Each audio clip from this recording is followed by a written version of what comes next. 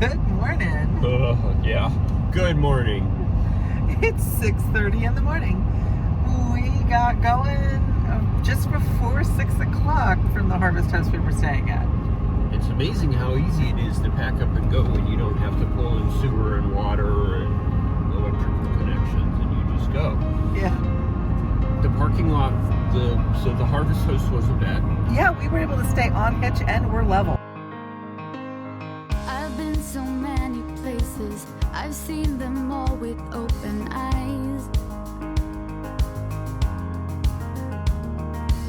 Seen islands, open spaces, Serengeti sun slowly rise. All these memories, I hold them near me when I sail the Aegean Sea. But there's one place for me.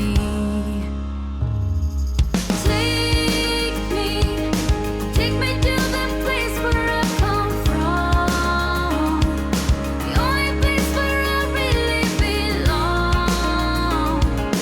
Take me 'cause this voyage seems so long. Back to you. Ooh.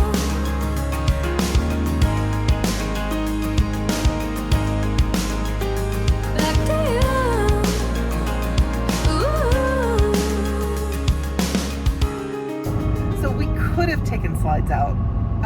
And we did run them out for a few minutes yesterday to get some, stuff out of the refrigerator, something out from underneath the sink, right? Because we didn't plan really well.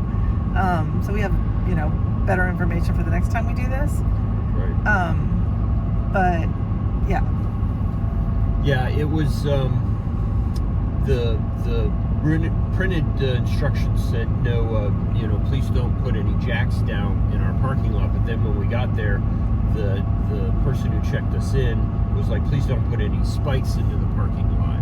So we probably could have put our slides out, but we were uncomfortable putting the slides out without the supports, and we were uncomfortable about putting the supports out. So Yeah. but we know that we can do it, right? The big mystery for last night that made it a little bit more difficult was that somehow 45 gallons of water that I put in the clean tanks before we left has disappeared. I'm not sure where it went, but we had no water in the tanks last night, so I'm not sure if I didn't quite get the valves closed before we got on the road or not. He was telling me I had a truck coming out of the parking station. So in addition, we had to go get water for the bottled water in big containers for the toilets and everything. So that made it a little bit more tough. No slides and no water made it for a little bit more of a challenging evening. But overall, nice place. Entrance was $12 each. 15. Or was it 15? Okay. And that was fine. I mean, I think the displays were good and well done. A lot of the planes were outside yesterday because they were setting up for an event today. Right. And but I think it's a nice little air museum, and it was nice being able to support somebody local. Right.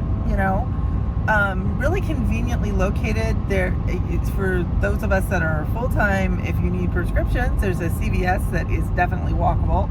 Right. We walked back and forth several times. Ace Hardware, also walkable. It was only about 1.5 miles, but Matt rode my e-bike over there. Right.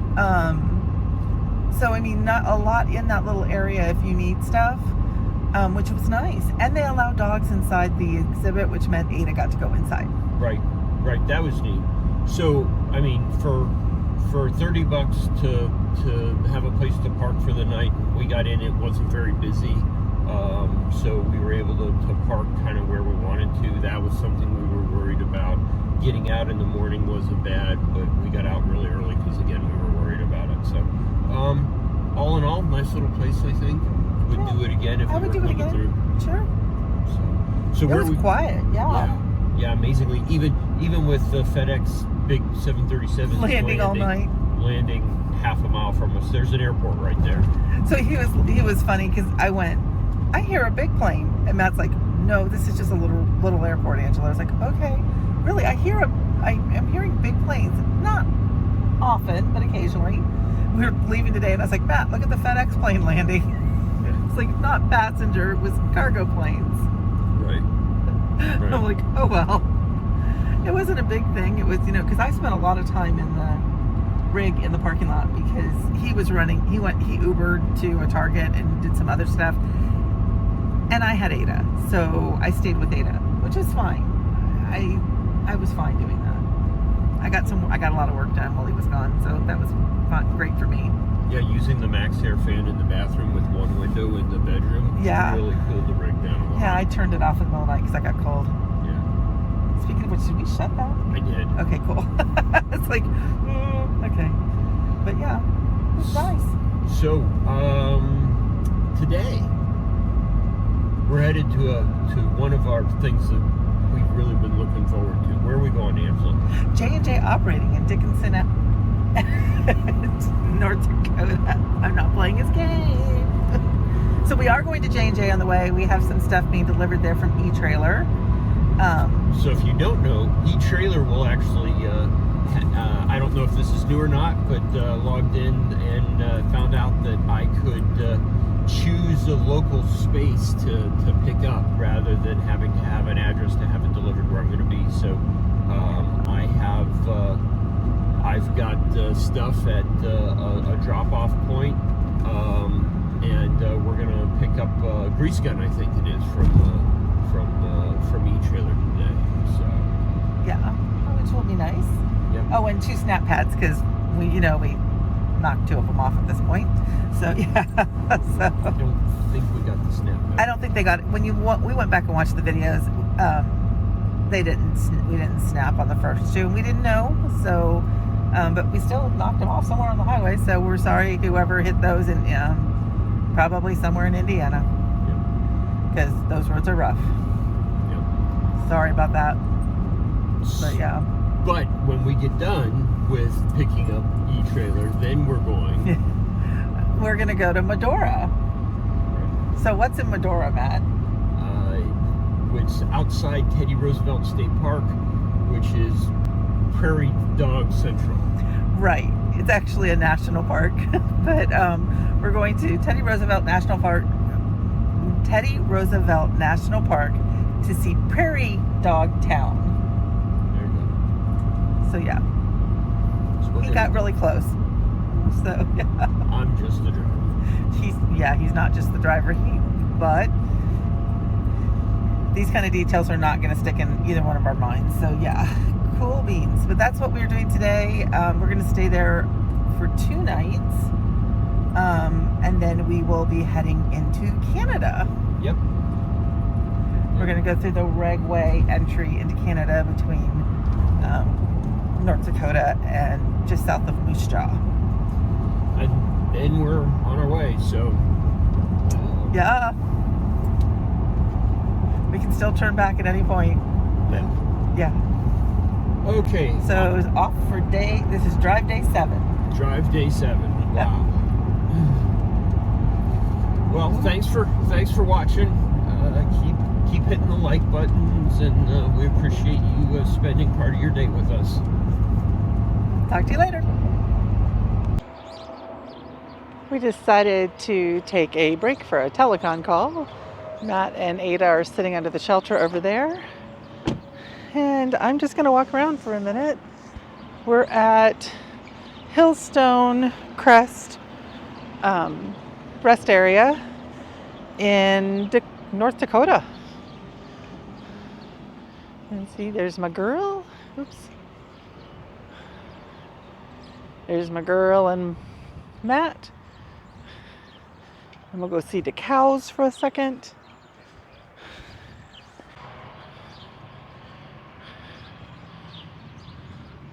And this is what telecons look like in our world.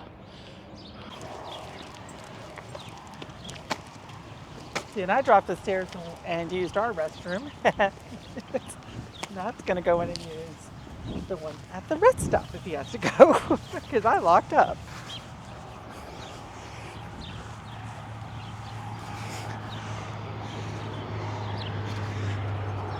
This is something we've been working on with her, making her stay and sit until she's told she can mount.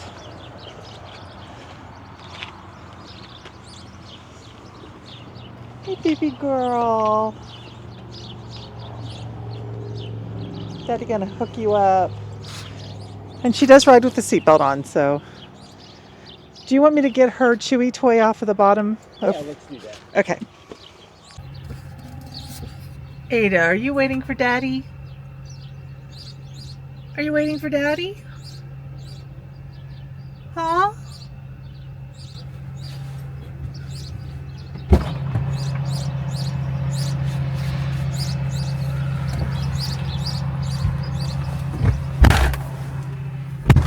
Do you want me to take some stuff?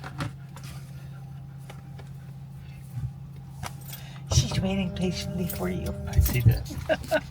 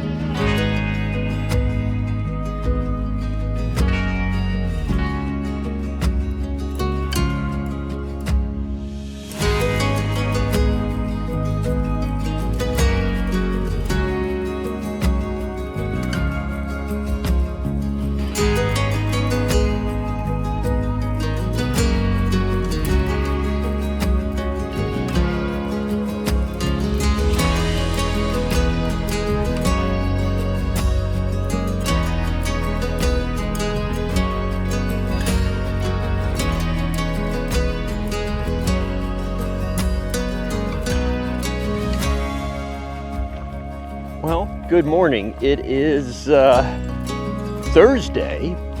We're headed in the last week in May, and we head to Canada tomorrow. And today we are at the Theodore Roosevelt National Park, just outside in Medora, North Dakota. And we are going to go hiking today, but do some last minute stuff, and tomorrow we head into Canada. So the park is absolutely beautiful. Yesterday was brutal with a very long drive and getting up very early in the morning and a couple of other things. And so it was, yesterday we kind of came in and saw the prairie dogs for a little bit and crashed. But this is absolutely gorgeous here. There's Wanda and the goose. We were originally going to be in some of these older camp areas in the trees, and we checked in, and the nice people in the check-in lobby took a look at the rig and said, we don't know that you'll fit, so we're going to move you slightly somewhere else. So really, really nice. Getting in here is a little tight with a big rig, but it's certainly doable, although with the campground full, it might be a different story. We're looking forward to our day in the park, and then getting on the road to Canada tomorrow with doing our last second things we need to do. So thanks for coming along, and enjoy the show. Hello. Good morning. Yes, it's still morning. It's still morning here, yeah. So we're heading, we went out to a car place in Belfield. The Napa. The Napa in Belfield, North Dakota, and got some stuff, and we're coming back into the Theodore Roosevelt area, the Medora area. Like right now we're coming into the Little Missouri National Grasslands. That's what our sign says. And we drove out this way too, so we're going back into Prairie Painted something visitor center, Painted Prairie. We'll figure that one out in a minute. Neither one of us know what it is, but it was really full when we came by yesterday, so we didn't stop, and we're gonna stop today and see what it looks like. Saw lots of bison on the interstate coming out, next to the interstate, not on the interstate. That would be a bad thing. A bison's huge. And we're hoping tonight to be able to be in the national park late enough that we can see the elk. Right, that'd be neat.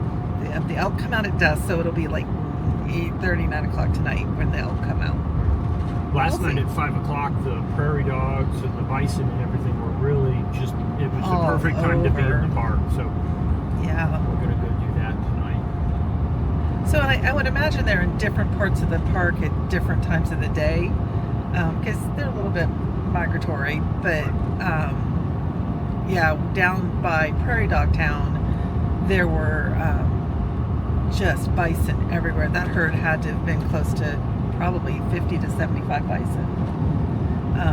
Just the one in that one area, it was amazing to sit there and watch them. And then, you know, just prairie dogs, how can you count them? There must be a million of them. Right. So, yeah. So, the campground last night, how'd you sleep?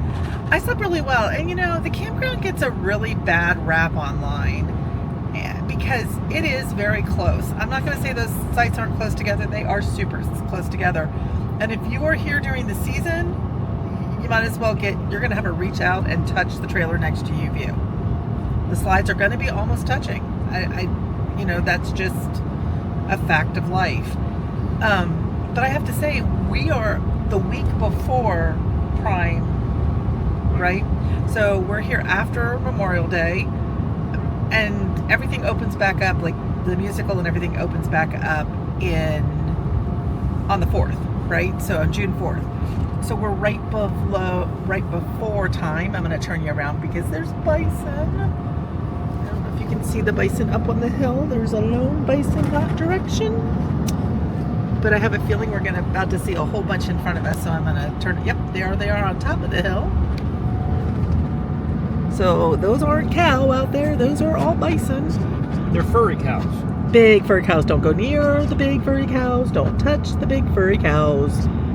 And there's one sitting right here. I don't know if I'll be able to get him on the camera. Oh, maybe you can see him. I don't know if I got him or not. But there's lots of bison out there today. So. Yeah, it gets a really bad rep though because everything is so close together. Their season is short. It's kind of a Memorial Day to Labor Day type situation, and they got to pack in the people that they can. So if they reduced the number of people by 10%, you'd be paying 10% more, or you wouldn't be going. Oh my gosh, look how close they are. Let's over voiceover of the thing, and you talk about the bison with what you're saying. Look at this bison, he's so close. So pretty. You're a dog owner when you look at the bison with the fur coming off and you want to grab a comb. Yeah, I'm like, oh, you're blowing coat. But there are bison just everywhere out here. So I don't remember seeing him coming in as prevalently yesterday. We came in later than this though, so it's about noon, just before noon. So to give you an idea of when we're coming into the area and seeing all the bison, but there was probably 30 bison or 40 bison on that hill back there. And where we're going right, look at all those bison.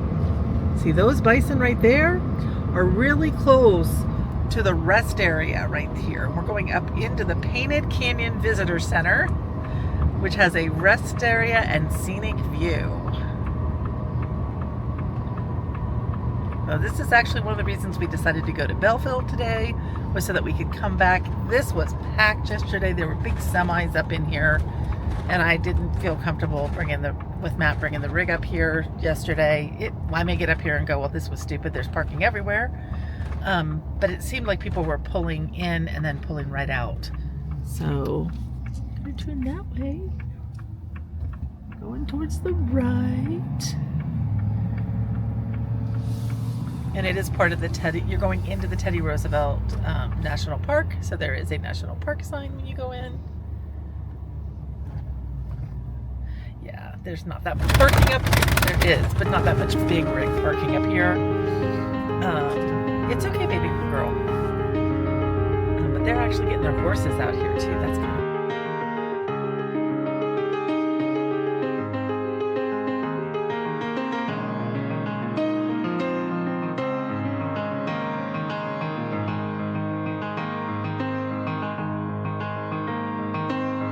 I've been so many places, I've seen them all with open eyes. Seen islands, open spaces, Serengeti sun slowly rise. All these memories, I hold them near me when I sail the Aegean Sea. But there's one place for me. Take me to the place where I come from. The only place where I really